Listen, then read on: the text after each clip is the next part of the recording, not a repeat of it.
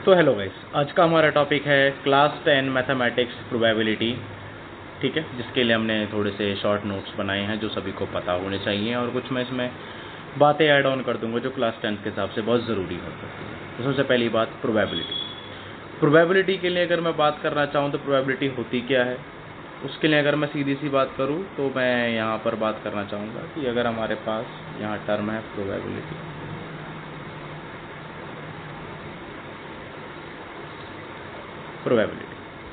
Probability का मतलब है संभावना किसी भी काम के होने की या ना होने की। हमारे पास दो प्रोबेबिलिटी हो सकती हैं, जैसे आज रेन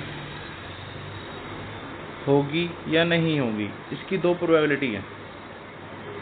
ठीक है, इन दोनों में से ही कोई भी एक तरीका हो सकता है, मतलब दोनों में से ही कोई भी एक तरीका हो सकता है, यानी कि होने की भी प्रोबेबिलिटी कितनी है 1/2 और ना होने की प्रोबेबिलिटी भी कितनी है 1/2। क्लियर? तो यानी कि हमारे पास जो प्रोबेबिलिटी है उसका फॉर्मूला क्या बना, प्रोबेबिलिटी ऑफ किसी भी इवेंट का सम ऑफ ऑल टर्म्स, यानी कि number of favourable outcomes. Sorry, यहाँ पर थोड़ा सा लिखना गलती हो गई।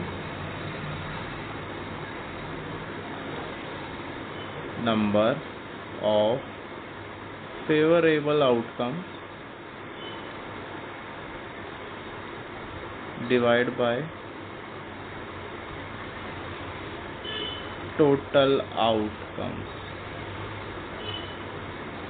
ठीक है, ये हमारे पास क्लियर है यहाँ तक। अब इसी में ही अगर मैं वापस आना चाहूँ तो वो क्या था, बेसिक आइडिया है probability tell us how likely an event is so happen, कि होता है is always lies between 0 and 1, हमेशा किससे किसके बीच में होगा, 0 से 1 के बीच में होगा।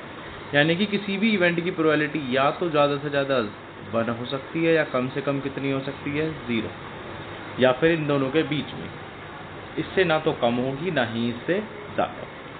ठीक है, अब आगे चलते हैं। प्रोबेबिलिटी ऑफ किसी इवेंट की 0 अगर हो जाए, ठीक है, तो ऐसा कौन सा इवेंट है, इम्पॉसिबल इवेंट कहते हैं हम।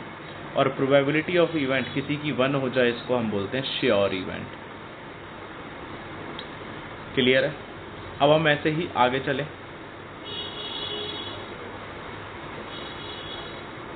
नेक्स्ट आता है इम्पोर्टेंट टर्म्स। अब इम्पोर्टेंट टर्म्स में है क्या क्या, पहला है ये एक्सपेरिमेंट। एक्सपेरिमेंट क्या होता है, एक्सपेरिमेंट का मतलब है an action with a well defined result, एक एक्शन ऐसा हो जिसके पास वेल डिफाइंड रिजल्ट आए, फिर आउटकम में पॉसिबल रिजल्ट आ रहा हो। सैंपल स्पेस क्या होता है, set of all possible outcomes, जितने भी हम बना सकते हैं। और इवेंट क्या होता है, कलेक्शन ऑफ 1 और मोर आउटकम्स, एक या एक से ज़्यादा इवेंट्स को, आउटकम्स को जब हम एक साथ लिखते हैं तो वो क्या होते हैं, इवेंट हो जाते हैं।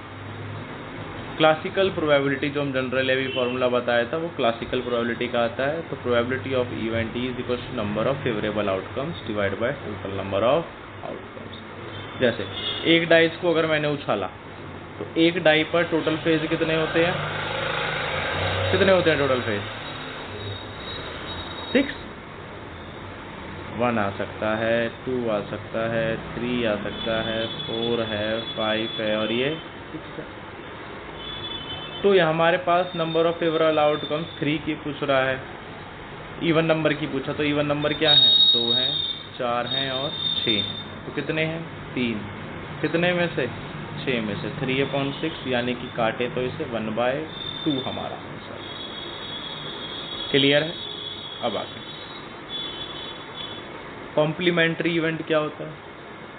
अब किसी भी इवेंट के होने की और ना होने की टोटल प्रोबेबिलिटी कितनी होती है, 1 होती है। कितनी होती है, 1।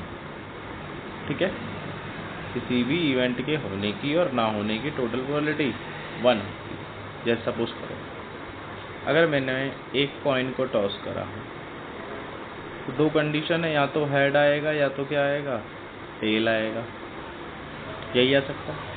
अब या तो हेड आ सकता है या फिर टेल आ सकता है, तो उसी केस में अगर मैं हेड आने की प्रोबेबिलिटी पूछूं तो 1/2, और हेड ना आने की प्रोबेबिलिटी, जब हेड नहीं आएगा तो क्या आ रहा होगा 1/2, टेल आ रहा होगा, उसकी प्रोबेबिलिटी भी कितनी होती है 1/2 ही होगी।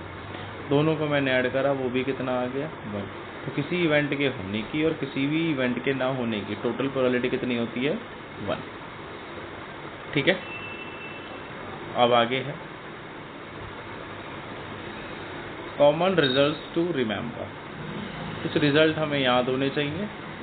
पहला क्या है, डाइज में टोटल आउटकम्स कितने बनते हैं 6, कॉइन में 2 होते हैं, कार्ड्स में 52 होते हैं, जिसमें से 4 सूट्स यानी कि एस हैं, ईच 13 कार्ड्स, रेड कार्ड 26 हैं, ब्लैक कार्ड भी 26 हैं, एस 4 होते हैं, किंग 4 हैं, क्वीन 4 हैं, जैक 4 हैं। ये हमें याद होना चाहिए पेपर के लिए, मोस्ट इम्पोर्टेंट।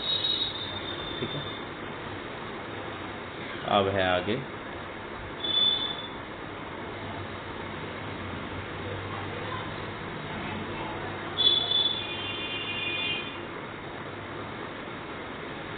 कैसे। अब यहाँ पर कुछ क्वेश्चंस हैं जो अभी तक हमने पढ़ा है उसके हिसाब से। पहला है a coin is tossed once finds probability of head.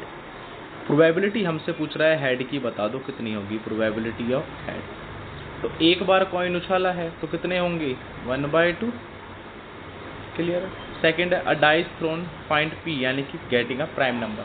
अब अगर मैं एक डाइस को उछाल रहा हूँ और उसमें प्राइम नंबर की प्रोबेबिलिटी पूछ रहा है तो क्या क्या हो सकते हैं, 2 प्राइम नंबर है, 3 प्राइम नंबर है और 5 प्राइम नंबर है।